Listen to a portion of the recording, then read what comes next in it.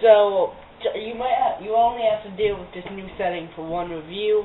I'll be back for the new animation nomination. I'll be back in the normal setting. Sorry that I can't be in my normal setting. So let me get to my review of Dredd 3D. Now, I did not think this film looked good. I really did not. I thought it looked bland, unoriginal, and just another bad remake. Then I heard it was getting, if there's some noise in the background, I'm sorry about that. It's very busy in my house right now.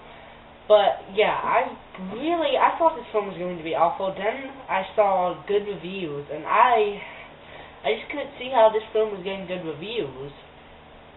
Then I saw the movie. And this film deserves all those good reviews because this film is a ton of fun. I really enjoyed this movie. Let me move on to the acting.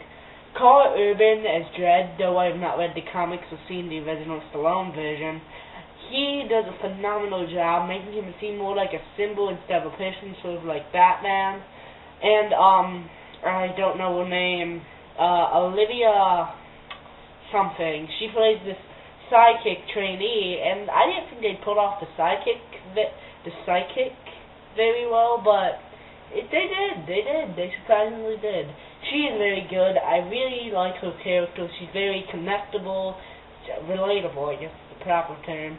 She is a very relatable person and brings a lot of light and life to this film, making you feel like you're kind of in this situation with Judge Dredd.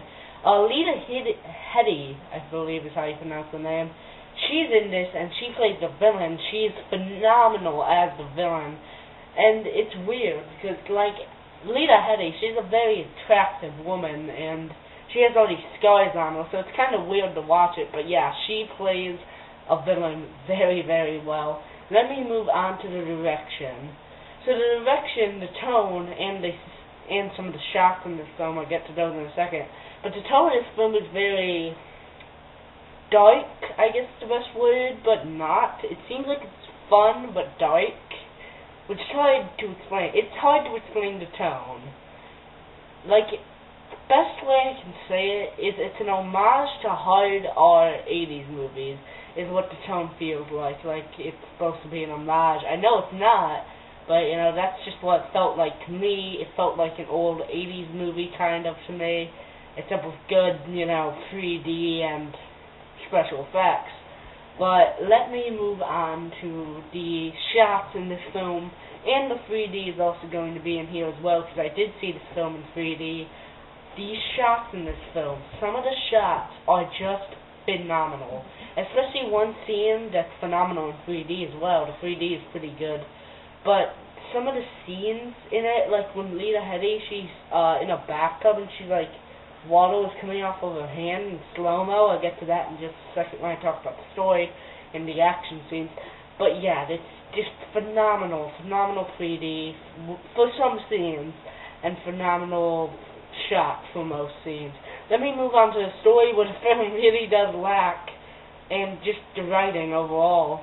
But let me move on to the action scenes before I get to that. I'm sorry I said story would be next, but I really do have to point out this is why this film works.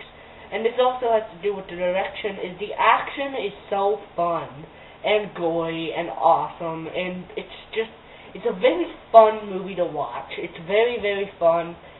I loved this movie, but it's not going to make my top 10. It won't even be an honorable mention, but it was still a blast. Just a blast. All the action scenes were a blast. Everything was a blast. Let me move on to the story.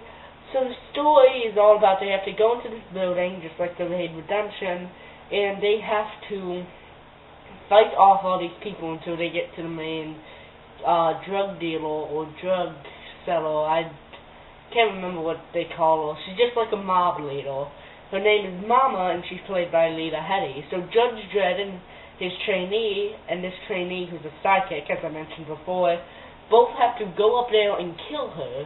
Now, there are some aspects of this story that work. You feel a very good relationship, almost like Bambi and his father. Like, she can't tell, she depends on him, but she can't tell as much.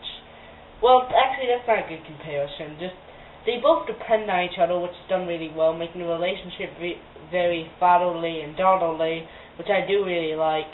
But the dialogue in this movie, the dialogue is just awful. It's really, really, really awful. I like that scene where he's in the trailer where he's like, "Are you ready? Yeah, you look ready." And yeah, it sounds like Batman. But that's what he sounds like in the movie. But yeah, the dialogue is not very good. But that's not why I went into this movie. I went in for action, and that's what I got. But it is written very, like, I don't think the film is taking itself seriously. Although slow-mo, it's the name of the drug, I feel like they made a bet with, like, someone big, like Steven Spielberg. They were just like, to the writer, "Hey, I bet you can't make a Judge Dredd remake and have slow-mo be a big part of the story, and make it actually decent." Well, they went on beyond decent. It's a good movie, and the slow-mo is very useful for showing off some great shots, and it's very cool to watch. Just bullets fly through hands and everything. Yeah, the story was mediocre. It's pretty much what you've seen. It's pretty much the Raid Redemption. There was one twist that I did see coming because I was expecting something a bit different. Maybe it's just because I didn't see it coming, and I expect always something that never happens. But yeah, I did see a twist coming with the judges. If you've seen the movie, you know what I'm talking about. But yeah, I still really enjoyed this film. Only because I would give this film a B+, but only because it overshadowed my expectations for it.